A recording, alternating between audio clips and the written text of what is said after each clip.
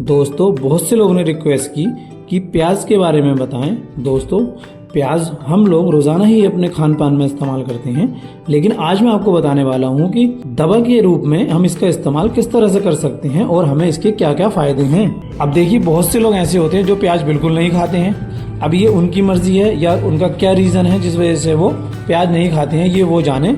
लेकिन तिब के हिसाब से और मेडिकल साइंस के हिसाब से आज मैं आपको बताने वाला हूँ कि प्याज हमारे लिए कितनी ज़रूरी है और ये कहाँ कहाँ और किन किन बीमारियों में हमारे लिए बहुत ही ज़्यादा फायदेमंद होती है। प्याज का जो हिस्सा हम इस्तेमाल करते हैं वो इसकी जड़ होती है।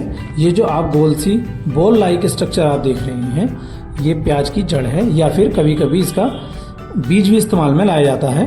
प्याज की जड़ के साथ साथ इसका बीज भी काम में लिया जाता है।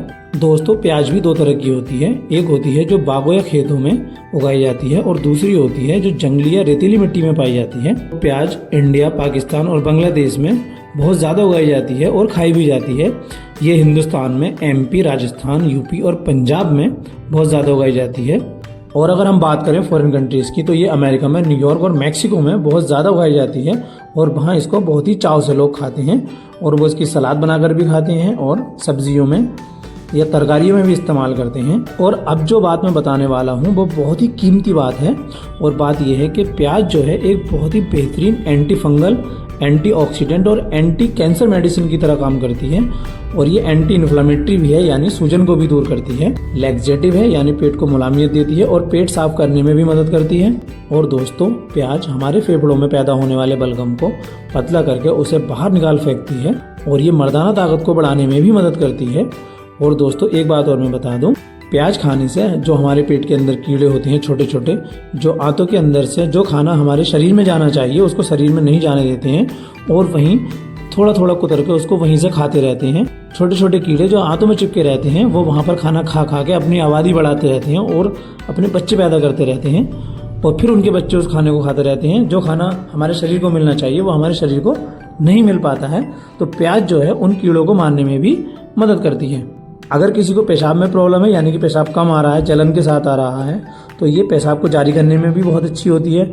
और ख़ास तौर से लेडीज़ में जिनको पीरियड्स की प्रॉब्लम है, पीरियड्स की तंगी है, यानी पीरियड्स कम आते हैं या कम ज़्यादा आते हैं, ये वहाँ पर भी काफ़ी अच्छा फ़ायदा करती है। दोस्तों वैसे तो प्याज ज़्यादातर घरों में खाई जाती है, सब्जी में, तरकारियों में इस्तेमाल की जाती है, लेकिन दवा के रूप में अगर हम इसका इस्तेमाल करें तो इसके दूसरे फ़ायदे ये हैं कि अगर किसी को दमा यानी अस्थमा है या खांसी है, या फिर किसी को सांस लेने में प्रॉब्लम है, या उसके सांस की नली में यानी ट्रैकिया में सूजन आ गई है, तो ब्रोंकाइटिस में भी ये काफ़ी हद तक फायदेमंद साबित होती है। दोस्तों यहाँ तक देखा गया है कि अगर किसी को जॉन्डिस यानी पीलिया हो गया है तो प्याज का रोजाना सेवन करने से जॉन्डिस और पीलिया भी ठीक होता है। और कभी कभी देखा जाता है कि किसी को अगर दौरे पड़ते हैं जिसमें अचानक से आदमी बेहोश हो जाता है, दौरों को दूर करने के लिए भी प्याज का इस्तेमाल किया जाता है। दोस्तों अब बात कर लेते हैं कि इसकी डोज क्या है, यानी इसे कितना और कैसे इस्तेमाल किया जाए।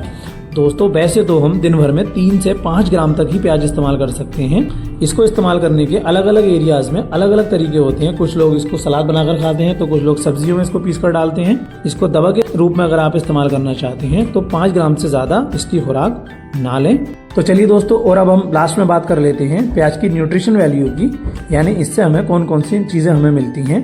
तो प्याज से हमें एनर्जी मिलती है, कार्बोहाइड्रेट्स मिलते हैं, प्रोटीन, शुगर, फैट और पानी इसमें बहुत ज़्यादा पाया जाता है। और कुछ हद तक इसमें कैल्शियम, आयरन और मैग्नीशियम, फॉस्फोरस और पोटेशियम जैसे माइक्रो एलिमेंट्स भी पाए जाते हैं। तो इस तरह से प्याज हमारे शरीर के लिए काफ़ी हद तक फ़ायदेमंद होती है। अब ये आप पर डिपेंड करता है कि आप इससे कितना फ़ायदा उठा पाते हैं। अगर आपने हमारे चैनल को अभी तक सब्सक्राइब नहीं किया है तो चैनल को सब्सक्राइब कर लीजिए और वीडियो को लाइक और शेयर कर दीजिए।